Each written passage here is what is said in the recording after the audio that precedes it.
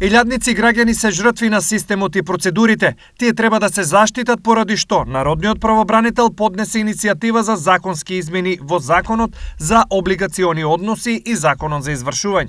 Предлагаме казнената камата да не може да биде поголема од основниот долг, односно измените одат во насока која каматата ќе го достигне главниот долг, односно ќе ја достигне висината на главниот долг, истата да престане да тече. Потребата од измените Зибери ја отслика на следниот начин.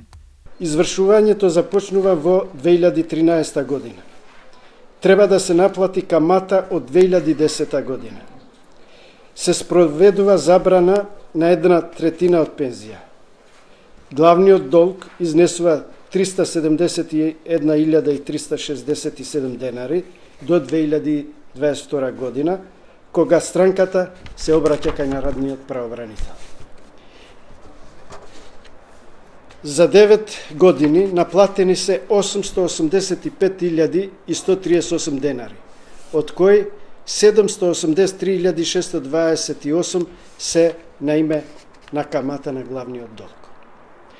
За наплата остануваат уште 433.604 денари. Значи, за долг од 371.000 се наплатува само камата 783.628 денари. И истата продолжува да тече.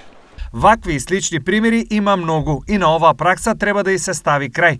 Финансиско робство до бесконечност е недопустиво, бидејќи на извршување чекаат околу 400.000 предмети, појасни Зибери.